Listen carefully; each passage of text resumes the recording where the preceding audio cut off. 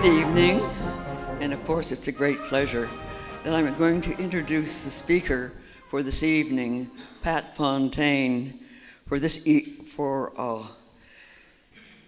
talking about the life and times of Edith Norse Rogers and her husband, John. This lecture is being brought to you by with the courtesy of the Lexington Field and Garden Club and the hard work of its president, Ashley Rooney, and member Ruth Igo, club representative. I would also like to acknowledge George Gamata from the Historical Society, who's chief organizer of our commemoration of the 100th anniversary of the end of World War I, and his multifarious hub helpers, and their organizations for a series of events that will culminate with a parade on November 11th, 2011. This 100th anniversary marks the 100th anniversary of World War I. I'm honored to be the master of ceremonies of this evening and marshal of the parade because, as the oldest member of my family, I'm representing and honoring my father, Converse, and my uncle, Stanley Hill. Both were veterans of World War I and were ambulance drivers in a unit from Dartmouth College for the First and then the American armies. Stan became the first young man to lose his life in Lexington. He lost his life to meningitis a month after he endured a shrapnel wound to his forehead. He was bringing back wounded when his ambulance took a shell during the first stages of the decisive Second Battle of the Marne.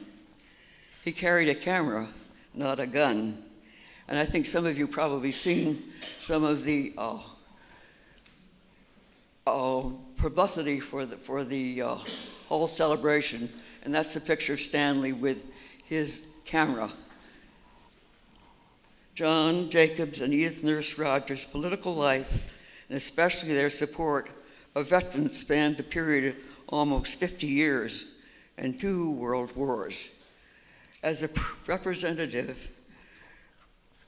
Republican representative from the 5th District of Massachusetts, which includes Lexington, this evening's lecturer, Professor Patricia Fontaine, who has a strong academic background in history, is currently professor in the College of Education at UMass Lowell, will speak about the Rogers' work on behalf of veterans and their welfare.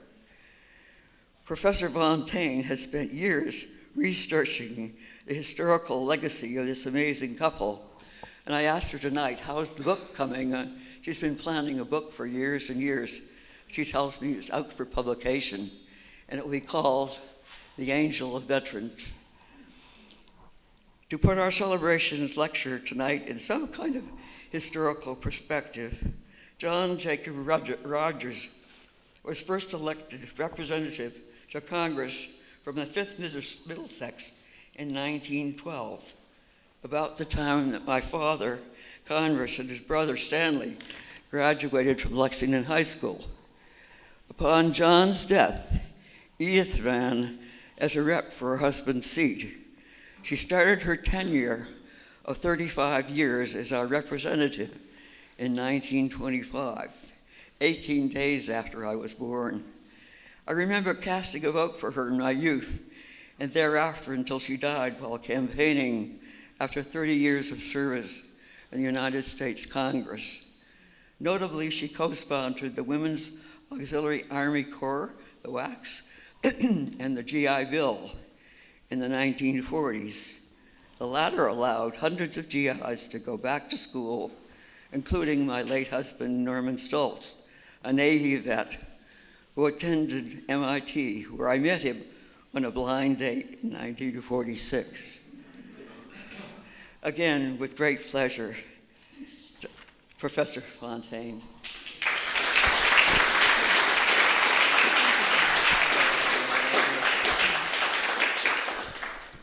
Well, Shirley's given all my speech already, so So thank you very much for having me here. I have been going on the road telling Edith this story because not too many people know about Edith, surprisingly. Even in Lowell, yes, because there's the Rogers School and there's her portrait at the Memorial Auditorium, but this younger generation definitely doesn't, and I definitely think we need to remember her.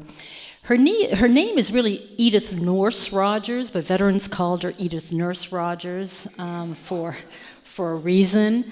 And so I'm going to talk to you a little bit about my journey with Edith. It's been about a 10-year journey because I love to research, but we also have to work. I've really collected a lot of testimonies, and her story has really, touched a lot of people. Actually, she was the one with Tip O'Neill that set up your national park here in Lexington. So she was very involved in, not just in Lowell politics and in the everyday life of people in Lowell and in the area where she was a representative, but of course her impact was national. When I was asked to talk about Edith, I said no. When I think of Edith, it's really World War II because of the GI Bill and other legislation she put forward. But then the more I thought about it, of course, her political thoughts, her social compass, her moral compass were all formed in World War I and her experiences in World War I. This is a traditional picture of Edith. She always had this beautiful gardenia. She also wore cotton throughout World War II because, of course, Lowell being the cotton city. And she was called the Cotton Queen. And then she had her shoes, which weren't very fashionable at the time. But of course, during World War II, the rationing, there were only like 6 colors of shoes. So she made sure that she rationed everything she wore. But she was quite the lady, and I have some really good stories to tell you about her in the end, and which we don't talk too much about because she was quite the feisty lady, and she deserves everything, all the accolades that she's received. So, Edith. Interestingly, she was really a blue blood Brahmin. Her ancestors actually came over on the Mayflower with Priscilla Mullins and John Alden. So quite the illustrious background. She was related to the Adams and the Boylstons of Boston. And she was also related to Rebecca Nurse, who was, and this is a quote from John Whittier, Rebecca Nurse was one of the witches that died in Salem. So interestingly, she was 71 when she was put to death, Rebecca Nurse. And she was actually acquitted, and then the foreman of the jury said, no, you have to go back and rethink this, because she was a very pious woman. And Edith will talk a lot about Rebecca Nurse and her independent spirit, and to always tell the truth about who she was and what she did. But she was, of course, burnt as a witch in Salem. So she has this illustrious background of somebody who, when you think about it, believing in veterans and advocating for veterans, and especially for the city of Lowell, weren't necessarily part, and especially for the middle class, weren't necessarily part of her background. Let me see if I can get this forward a little more. Okay.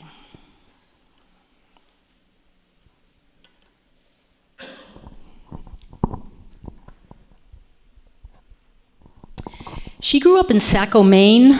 If some of you remember, if you remember your history, Maine at one point was part of the Massachusetts Bay Colony, and Saco was just like Lowell. It was one of those towns in which there was lumber, there was definitely labor, had a lot of rivers, and therefore it was an industrial city just like Lowell.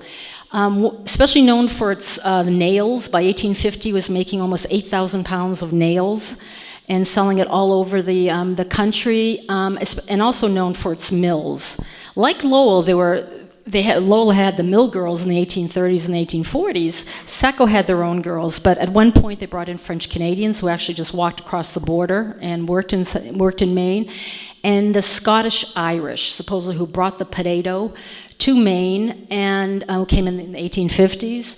And so Saco was a place that was just ripe for the Industrial Revolution, as Lowell was.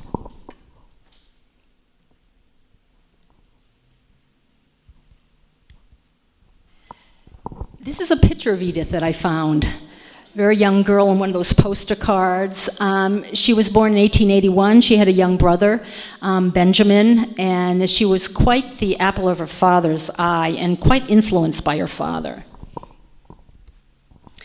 This is her father, Franklin Norse. So he was a mill agent in Saco, and what was very interesting about him, he was a very benevolent overseer of the mills.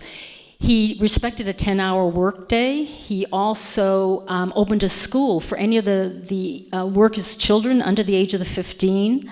When they went on strike, he actually observed the strike and found money for a relief fund for his workers. So he was very, very, very well loved by his workers. The other thing he did was, for the first time, and this was very unusual in the mills, he lived outside of the mill complex. A lot of the mill owners lived inside the mill complex. He actually lived on Main Street in Saco in a house that still exists today.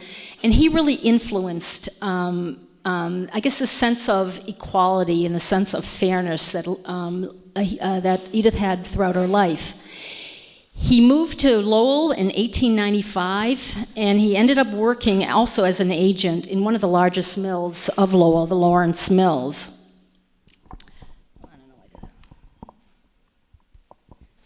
This is Lowell in 1895. There's going to be, of course, one of the reasons that Lowell was able to bring the cotton from the south and spin it in its own mills was because of the railroad. There was the Boston-Lowell Railroad, which is the upper right picture here, and this is kind of what Lowell looked. So it was it wasn't a provincial town, it was a quite large town.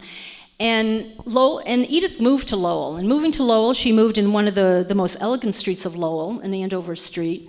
And it was impossible for her not to know and not to meet her husband, John Jacob Rogers, because they were in the same social circles. And this is where she did meet her future husband. She had a governess. She went to the Rogers School in Lowell, which was a girls' preparatory school, which had nothing to do with her husband. She spent time in France as a preparatory, so she was quite the debutante and looking for a husband at this time. So this is John Jacob Rogers. He's to the right. 1881 to 1925. He goes to Harvard. He becomes a lawyer. He comes back to Lowell, and he works with his brother-in-law, the Dunbars, who are still in Lowell. But he also was involved in the community, like a lot of the Brahmin per se. He wanted to give back to his city. He was in Lowell, part of the Lowell Textile School. He was on the board there of trustees. He was on the school committee, and he decided to run for Congress around 1913. What is really interesting about John Jacob Rogers is that he went to Harvard at the same time as FDR. So they knew each other. And Edith used this when she became a legislator, this close, very close connection. So this is interesting. I was able to find Roosevelt's report card from Harvard. So he gets a C in history, a C minus in government. Latin, he got a B, then he got a C plus. He wasn't a very good student. I think his rank was like 959 or something, you can see it. So he wasn't a very good student, unlike John Jacob, who was an excellent student.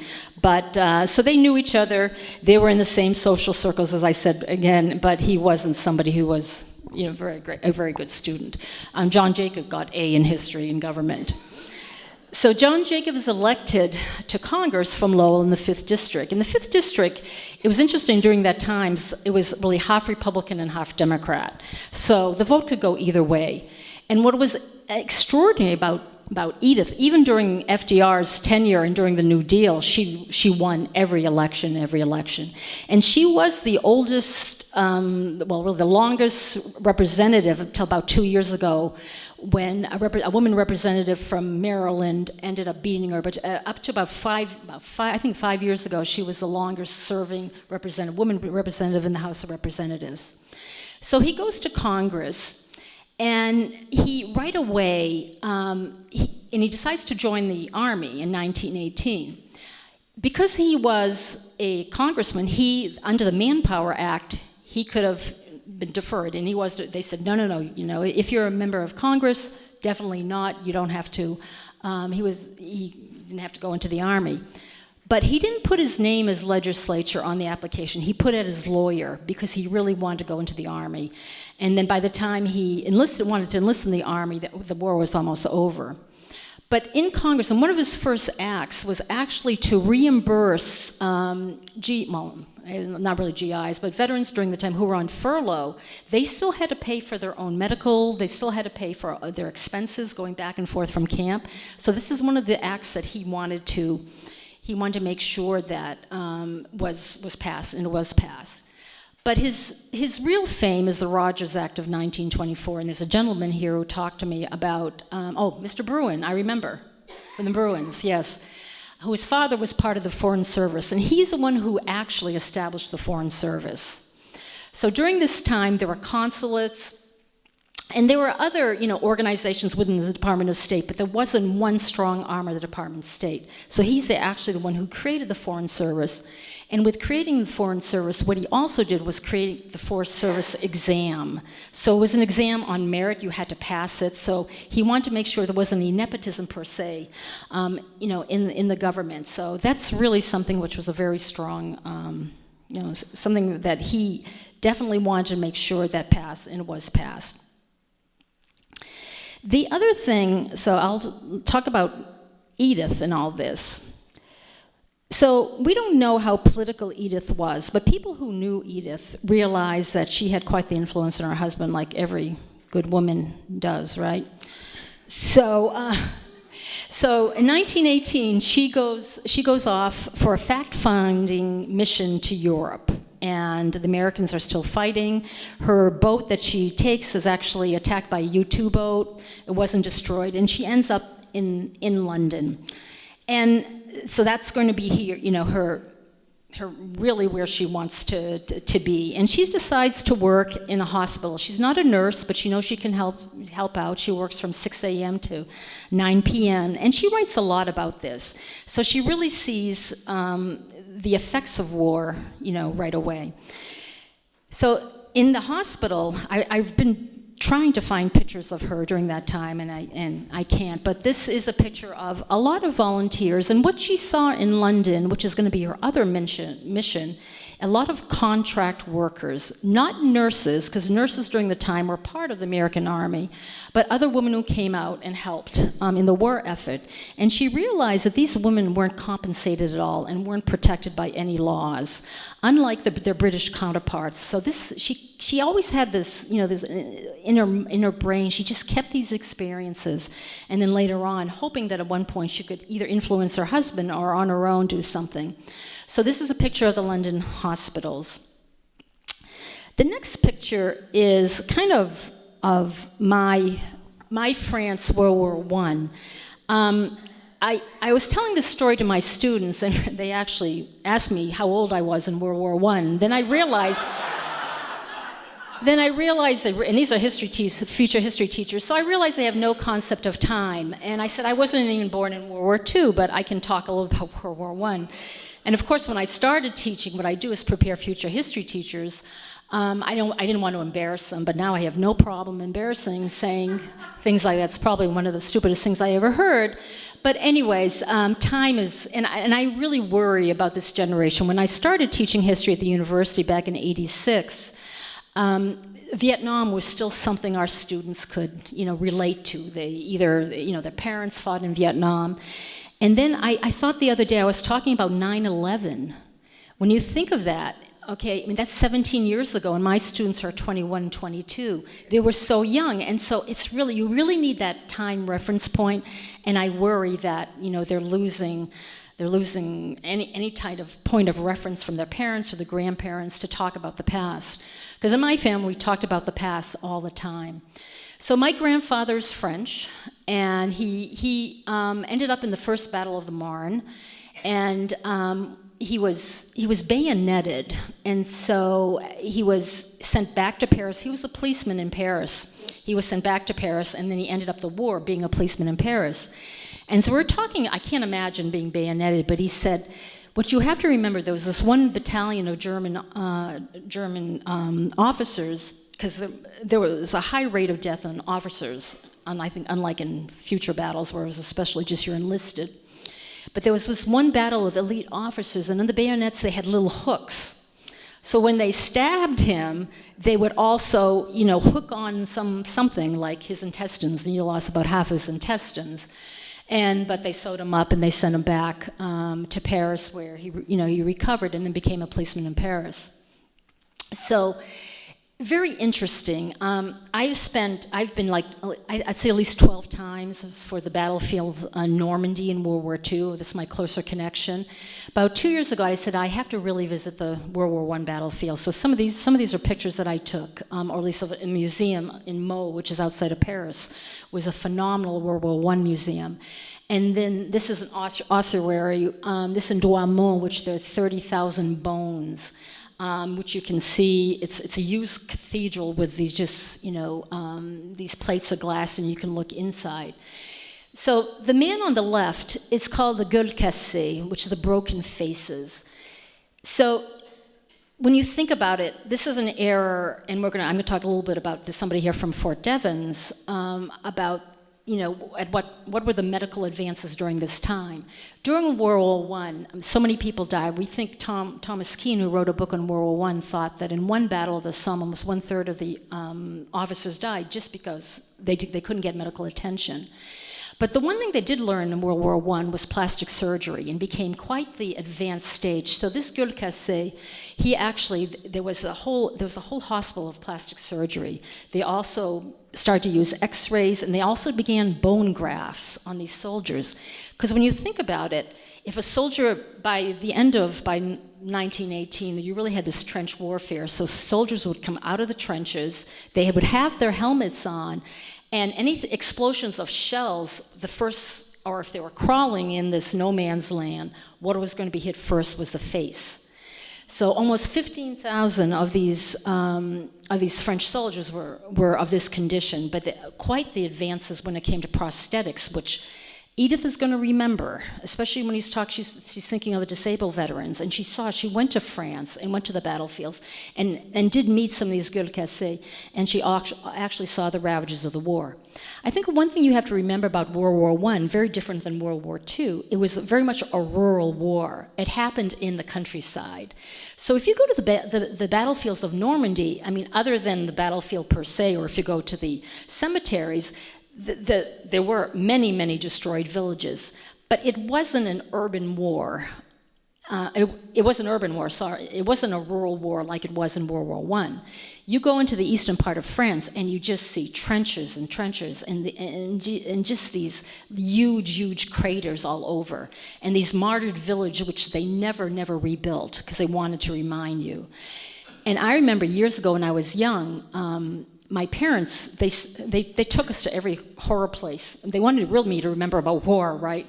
So I remember going to Verdun, which was one of the worst battles, and remembering, and I was really, really young, but looking at these great fields, and I said, but nothing is growing in the fields, because the fields were so gassed in World War I. It took decades and decades and decades before things would even grow, and in some fields, nothing ever grew again. So really the scars of World War I are in the era of Eastern France.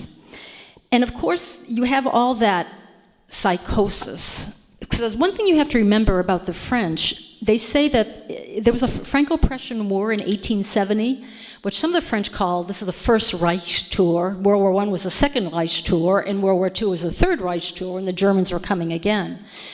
So in the 1870, the Franco-Prussian War, the Germans actually came into Paris. And the French government left. And this is when, if you've ever been to Montmartre, this is when there was a big battle of the people of Montmartre trying to save Montmartre from the Prussians that were coming in.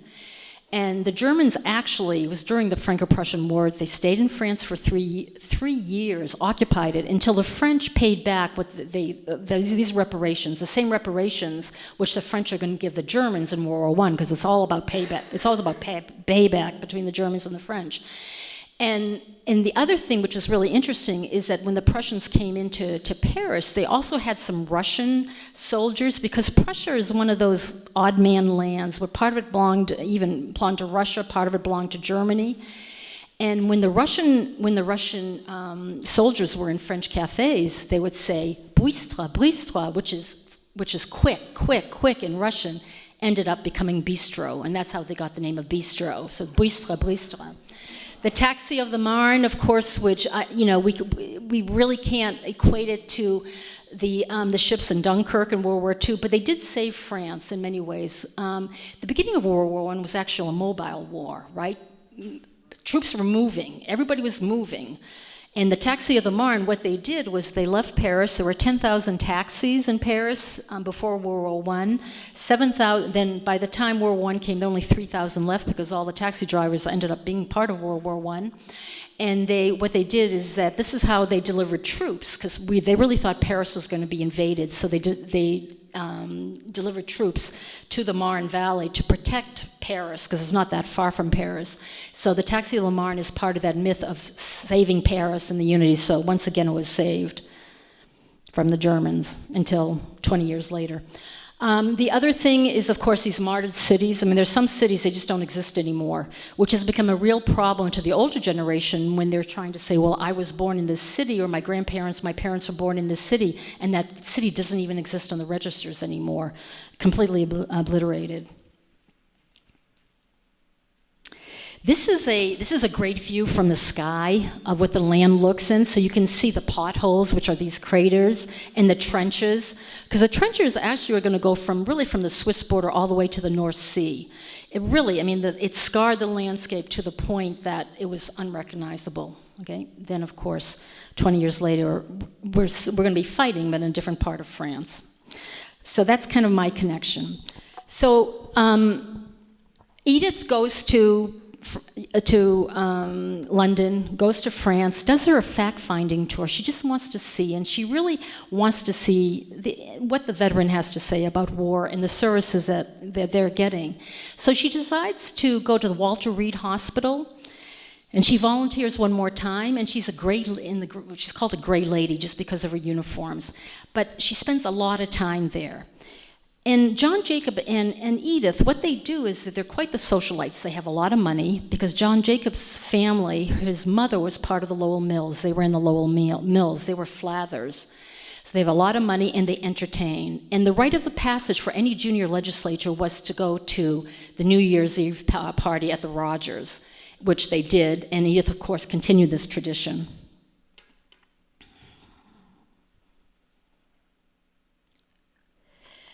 Her first calling will be veterans of all time, so she sees the veterans on the field. She sees the veterans in France. She sees them in London, but she also sees them in Walter Reed. So all the veterans, and even today, her legacy are the post 9/11 veterans, because everything she did, from the GI Bill all the way to now, when at the UMass Lowell we have a very strong, rigorous, and robust Veterans Affairs Bureau.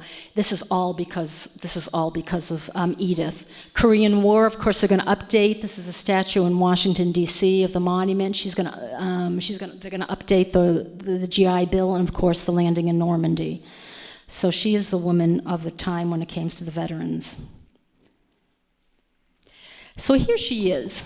So you see Edith with a funky little hat there in the right, the only woman. She's many times is the only woman with a lot of men, and she really sees her mission as to taking care of veterans as a moral obligation to our family. She really sees the veterans as her family. And even the veterans, and I interviewed some veterans who remembered her, they're very, very old. They'll say, she just was like my mother. And I have a lot of her letters that people wrote her, and it's always Dear Edith. It's never Dear Congresswoman, it's always Dear Edith. And that's what she wanted to be called. This is really interesting. I don't know if you can, I don't think you can read this, but this is a letter. These are two letters by President Coolidge and President Harding, that said for $1 a year, they're going to hire Edith to be their fact finders. And what they wanted was Edith to go and talk to the veterans and find out, the opinion of the veterans about the care coming back. The VA was something that was created way, way after World War I, even after World War II, but this is something that she really wanted. She's actually the one who established the Veterans Administration. And then after that, it's going to become a cabinet post way after, many, many years after her death. So for $1, this is what she decided to do. So she roamed all the hospitals where the veterans were coming in from, and she especially went to Camp Devens, which we're going to talk about. So she was called the best soldier, the soldier's best friend, and this is something that she'll be remembered for, and of course everybody will know her for. She also becomes the godmother of Devens. So there is a Rogers, I think it's a Rogers Way in Devens, which has nothing to do with Edith. I think it has to do with her husband. But she connected with Devens right away. She went there during the World War I years, and you have to remember that it was called Camp Devens back in World War I. It was one of the 16 cantonments in the United States, and it was a processing place for veterans who were either going out to battle or coming back, going overseas or coming back. So it was a very, very important camp. And it was swiftly and quickly built in World War I. Some 1,500 buildings actually were on the site per se. And she made sure that she was smart. She knew that Camp Devens could bring a lot to this area here. So when she finally becomes a legislature, she changes the name. She makes camp into Fort Devens. And not only was that good for veterans, so they would be leaving and they'd be training in Devens, but it was also good for the economy of the 5th District. And so she wanted to make sure that always looking at the economy, always looking at how it can help her district when it comes to financially, but also how it can help the men and women who are going to be in the Army. So she never forgot who she was representing. This is another picture of her with some elite officers putting on a medal. And this is Fort Devens, just a little bit about Fort Devens, Camp Devens and Fort Devens, and I won't go on too much into this. But it was especially known for receiving veterans during World War I. Unfortunately, it was also especially known for the Spanish influenza. And we know that 1/3 of the world population was killed during the Spanish influenza. Now, do not think that the Spanish influenza was in Spain, because it wasn't, because Spain was neutral, as it always has been. It was called the Spanish influenza because it was probably the only country that reported on the ravages of what was happening in Europe. The American press didn't want to report on this influenza because they wanted to make sure that the morale was going to be high, and they didn't want to sap the morale, so they really didn't want the people to know, unfortunately. So Devens was part of what is called the second wave of influenza from September to December of 1918, and this is when the majority of the veterans who were there died. You're talking about 1,000 veterans will die.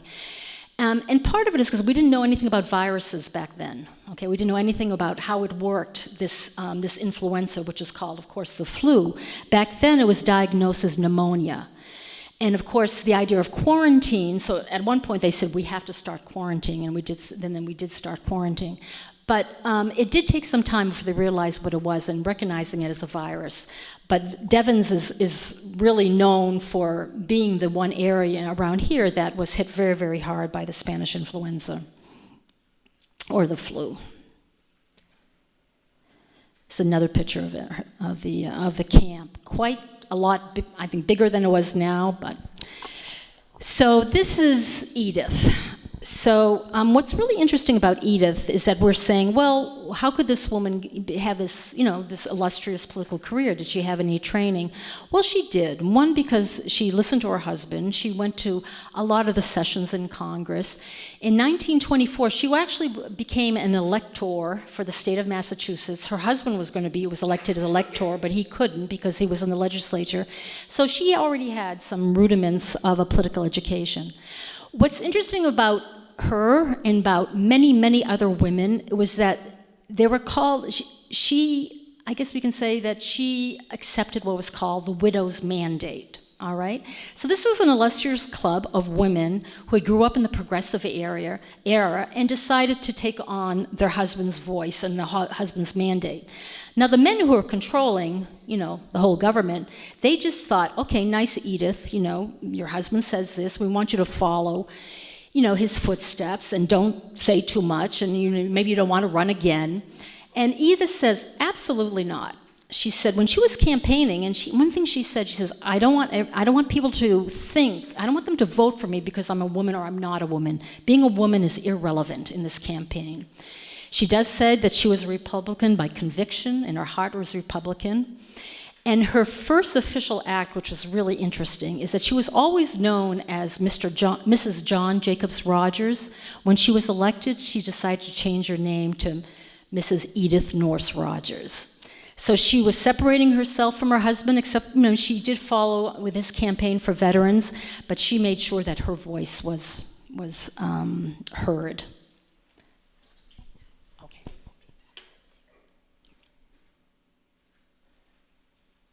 So this is her campaign poster, all in black. You have to remember that she won campaigns and nobody ran against her. Just a story. So in 1949, there was this woman who was really angry at Edith, who accused her of having an affair with her husband, who was like 30 years younger than Edith, and happened to be on her staff. And which was great, but it was all thrown out because it was Edith. But I actually found the second wife of this aide. He was a captain in the Navy. I went up to Portland, Maine, and I found this woman. And her husband had passed. And actually, this man was the executor of Edith's will with a lot of money. But I don't know what happened there, but anyways. But what she told me, and it was verified by one of Edith's nephews, was she wanted to run against John Kennedy when he ran for the Senate in 1960. She died, of course, in 1960, but she wanted to run, and I think she would have won. But at one point, she tells this aide, who tells the second wife, that she was afraid that Kennedy's father would kill her, that he would go. And maybe he would have. I don't know if Joseph Kennedy would have done that, but she said, no, I don't know about those Kennedys. I'm really afraid that, he might kill me. And so therefore I decided not to run. I don't know, but at that point maybe, she was really getting old, but she was considering it. But the other thing, her second calling was really for women in the military. And she remembered again what she saw in London. And she saw all these women in World War I in London. So this is not the nursing corps. There was an army nursing corps, but the women who were contracted, who were actually civilians who would work in the army for some, clerical jobs, weren't receiving any benefits. Navy, they did. And the only reason the women got in the Navy was there was a Navy Act of 1916, and it said something about males or any other persons who can help out. Well, then women, seeing any other persons who can help out, they joined the Navy, and they didn't see active combat, but at least they had the status, and they had every single benefit that in the Navy had. Not in the Army, though. But what Pershing really needed in the Expeditionary Force were the hello girls, who were the telephone operators. This is the first war where men on the field or commanders on the field could actually contact the headquarters and the command headquarters. Pershing was in a place called Chaumont, France. They had the wires. He actually thought that men couldn't do the tedious work that women do, so therefore he wanted telephone operators only from the Bell Telephone Company to go over and to work, and they did, and they were called the hello girls because they always said hello, and they continued on, right? But unfortunately, when they came back, they wanted to come back with honorable discharge and get some benefits, maybe some pensions, but of course they couldn't because they weren't part of the Army per se. The other thing about the communication, so I don't know if we still do this in schools now, but we used to have those IQ tests. I know when I was growing up, we all had IQ tests, and our parents would be appalled by our lack of IQ or something, or really amazed that we had such high IQs. But one of the reasons that the Binet test, the IQ, came about was because of World War I. What we know is that there were so many men who fought in World War I who were illiterate, and so many men died because they couldn't read the orders. So after that, when the IQ test came around in 1925, that was part of the reason, just recognizing some of the issues with veterans or with soldiers per se. These are the hello girls.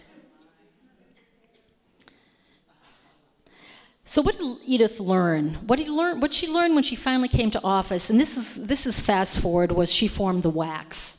Now these were auxiliary. This was really tough for her to get through Congress.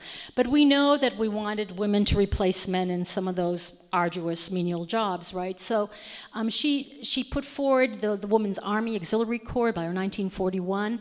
It was a big compromise. Men really didn't want women to be in the Army.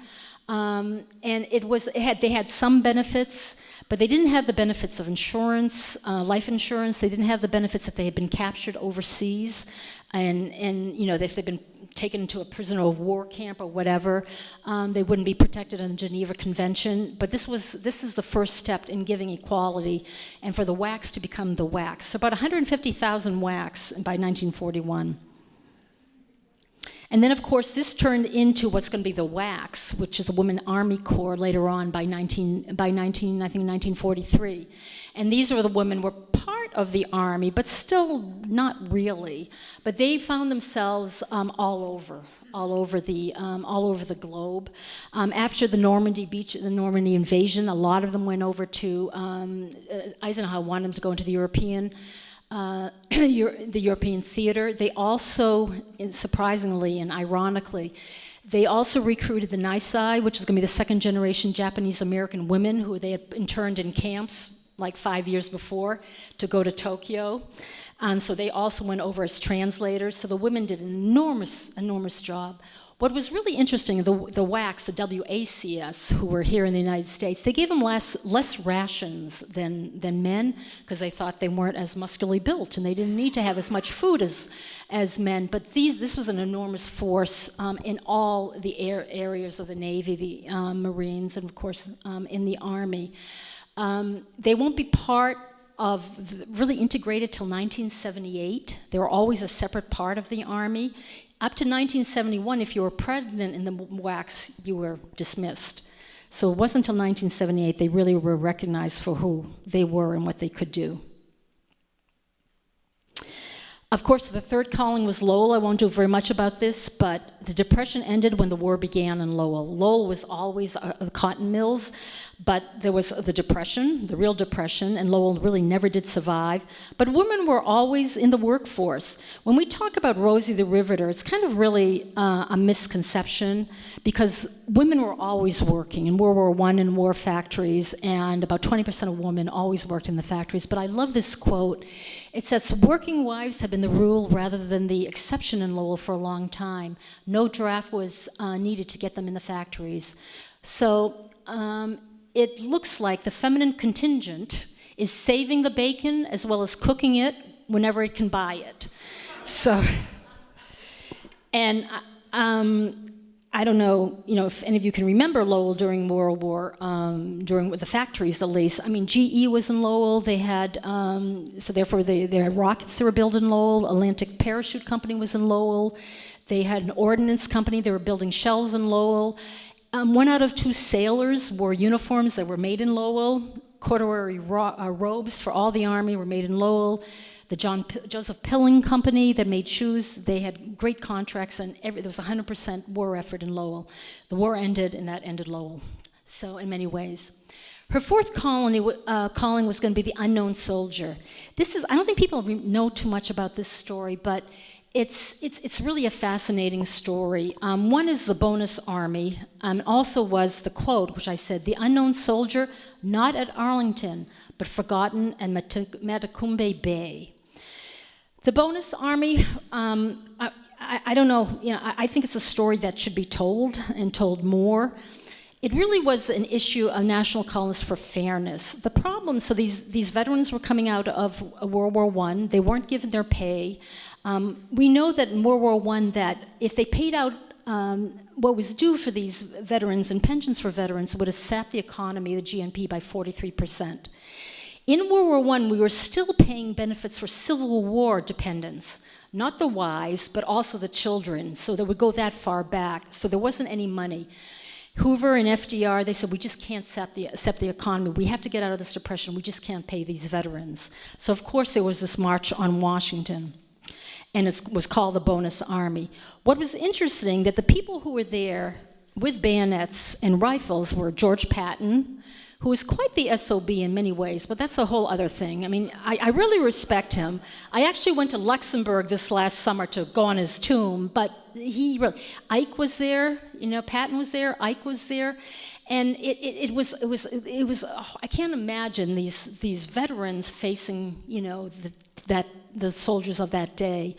But they didn't get their due, all right? And so what happens is before that, I'll talk about this man, Theodore Roosevelt Jr. So Teddy Roosevelt is going to lose his son Quentin in World War I, and Theodore Roosevelt was the other son. And what was really interesting that he was actually the one who started the American Legion. He had this conversation with his Sergeant Patterson, and he said, we should start a Veterans Association, and they did, and then it was this Henry Colmery who was going to put it up, make this organization, and who's going to pen the GI Bill. Theodore Roosevelt is a really interesting character. He landed on the beaches of Normandy with his soldiers, and it really, Patton said, you just don't do that. You send your soldiers in, you go later. He was very, very popular. Unfortunately, he died of a heart attack in the Normandy beaches. This is actually his grave in one of the cemeteries, the main cemeteries of Normandy. But he was also advocated right away for veterans. So this is the Forgotten Men, the Labor Day hurricane of 1935. I was listening to the news and what's been hitting Florida. Well, this is a Category 5 hurricane that hit the Keys, Key West, in 1935. It was going to be a tropical storm, and ended up being a Category 5. What happened was that the Key West was during the end of the 19th century, beginning of the 20th century, was a paradise. It was one of the richest cities in the United States. They ran rum, which brought a lot of money in. They had cigars, were rolling companies there, and also 80% of the world's supply of sponges were coming from Key West. The Depression comes, and then now you only have 12,000 people in Key West, and we're getting only about $7 a month to survive. FDR sees, well, this is an opportunity, because he was a man of opportunity, and he says to one of his men, he says, why don't we make Key West into the Bermuda of America? He contacts a man called Henry Flagler, who had a lot of money, and Henry says, all right, I don't want to stay in New England anymore because it's too cold. I want to have a railway and bridges between Miami and the Keys. And FDR agrees, so decide to build these bridges between all the Keys. So what do they do? What does FDR do? What does he do? He sends bonus Army veterans to the Keys to build these bridges. Edith is appalled, because for Edith, this means, I have all our transcripts, this means he wants to get rid of these men. This is his way of dealing with them. So they go to the Keys, and unfortunately, a hurricane strikes. They should have, by the time they knew that the men were stuck there, the trains couldn't arrive from Miami and clear them out. There were 406 dead veterans, about 265 missing, and a lot of unknown. It completely destroyed the Keys, and it was a horrible. So for months and months and months, they couldn't even get into the Keys. Ernest Hemingway, he had this yacht down there because he lived in Key West. He did a lot to try to recover some bodies, but by this time, with the heat of the Labor Day was very hot, they just couldn't identify any bodies. A lot of the men were buried in mass graves, which Edith said absolutely not, and a lot of those were buried in the cemetery of Matacumbe or in Arlington National Cemetery. She was livid because the report that came out from a Senator Rankins of Mississippi, who she's going to meet again in the GI Bill, who didn't like her at all. And he said, because the report was, it was an act of God. This is what happened. It just was an act of God. And Edith said, absolutely not. Anything that deals with veterans is not an act of God. So it says she was exactly the type of woman likely to annoy Rankin, who was a Southern Democrat, an articulate, sophisticated, uppity Yankee female from Massachusetts who was a Republican to boost. Not at all like Rankin, who was a Southern Democrat.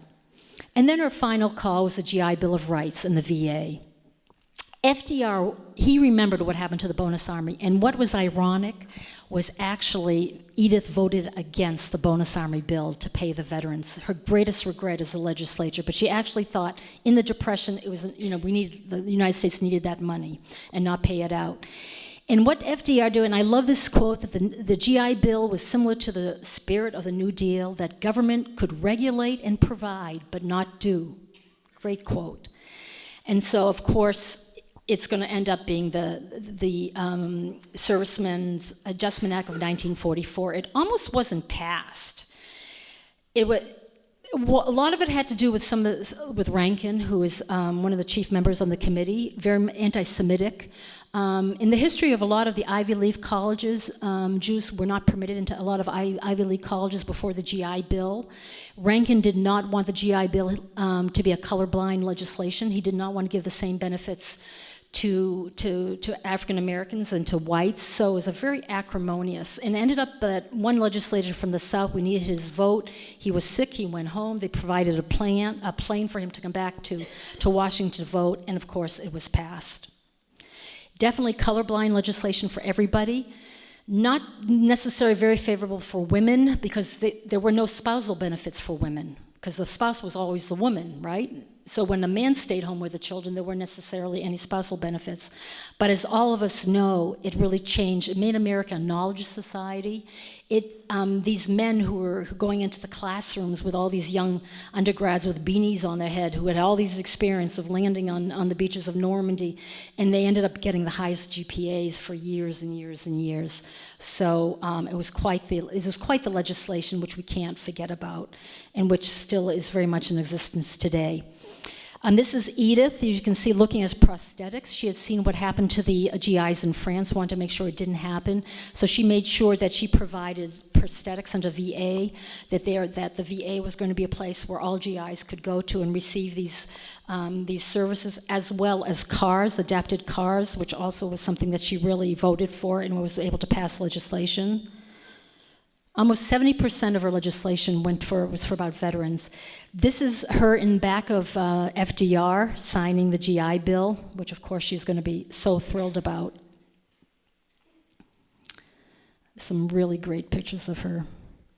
And this is her actually on the Capitol steps, and she's signing this bill.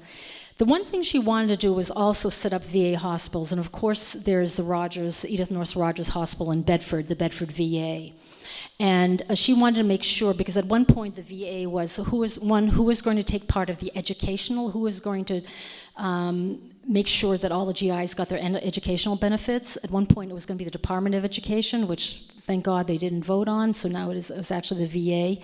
She made sure that the best surgeons, the best doctors actually were employed by the VA. And VA hospitals, for all we talk about, they do have excellent reputations when it comes to medical care. She wanted the VA to be a part of a cabinet position. It wasn't. It was going to be a lot later on. But she wanted to make sure, again, that everybody who served, that they weren't going to be forgotten, which is going to be very important. And she made the point, and as did FDR, that the difference between veterans and those specialty groups or special interest groups who want certain rights is those special interest groups, they want special rights because who they are, but for veterans, it's for what they did. And that is so important, and she always wanted to remember that for what they did. And testimonial, I'll just read this to you. This is by Representative Morse, who took her place in Congress. But closest to her heart were the men and women who had served in defense of the Republic when it was threatened by the aggressive designs of those who would destroy men's freedom. Her selfishness in behalf of those who were disabled in the nation's service, of the widows and orphans of those who served, were given in the defense of our country. In fact, in behalf of all citizens who are privileged to defend our American heritage in time of war, is known to Americans everywhere, and that really was, the best eulogy that could have been given for Edith. She did a lot more. There was a Rogers-Wagner bill. She tried to open our immigration doors to Jewish children during World War II, and it was voted down by Congress. She was the first person in Congress to stand up against Hitler, and she got many, many death threats because of that. So she wanted to open for international mail service. She made sure that there was international air service between the United States, and that was one of her legislation, and Latin America and South America back in the 30s. So she did a lot for this country, but especially to the veterans. So my last slide is my favorite, which is this. So these are my parents. And my father was this American GI who ends up, he landed on Omaha Beach, ended up going to Paris, and with the liberation of Paris, he went to a dance and he met his beautiful French bride, which is my mother on the right.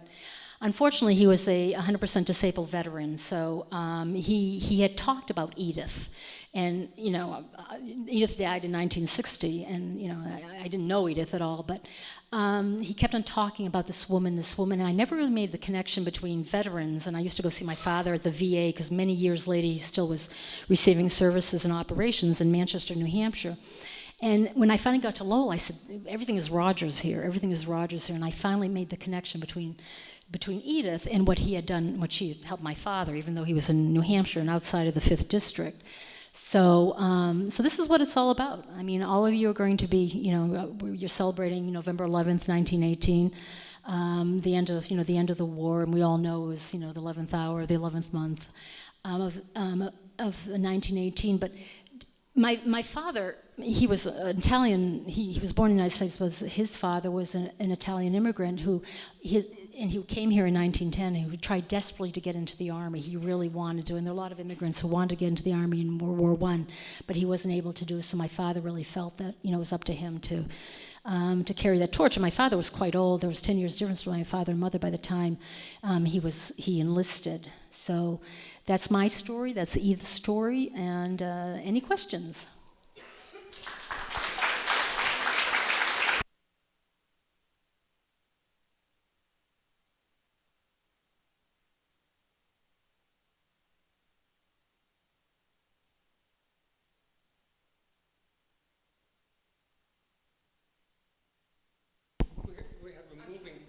Okay, moving mic.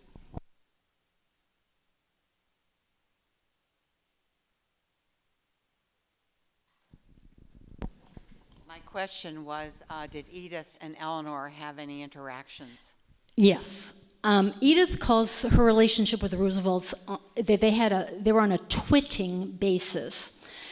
The one that she reports, at one point, FDR, he delivers a speech, maybe it was the State of the Union address in Congress, and Eleanor sends out this note to all the legislatures that she would really appreciate it if everybody would stand up and clap when her husband gave a speech. Edith sends back this note, says, that's not what a democracy is about. If that means that we have to clap every time a leader shows up and makes a speech, that's tyranny. And oh yeah, she really had problems with the Roosevelts. She didn't mince any of her words when it came to the Roosevelts, even though they really, the same social, circles. And she said in one of her letters, she says, I'm so tired. Every time that I go see Franklin, and I open the door and he sees me, and he says, oh, Edith, it's you again. So I think he knew that there was something else that she was going to come and ask him, because during those times, I think that's what she did. She just actually showed up in the White House and said, I want to talk to Franklin. A little different than now. Any other questions? No? So hopefully you learned a lot about Edith, a lot about veterans. And I just want to tell you that this is a real hoot that I'm here. I do come to Lexington a lot because of your fabulous restaurants. But I taught 10 years in Paris. And when I came back, I actually got a job teaching French at the Estabrook School here. And I don't know if any of you knew, my good friend was Bill Terrace. I don't know if any of you knew Bill, who was he just passed away last year. And so I really enjoyed, teaching French in the elementary line. And then after that, I started teaching, full-time at the university. But I really appreciate that, you are doing this celebration. We have to remember this celebration. And that, you remember the veterans. That's what we have to do. Thank you.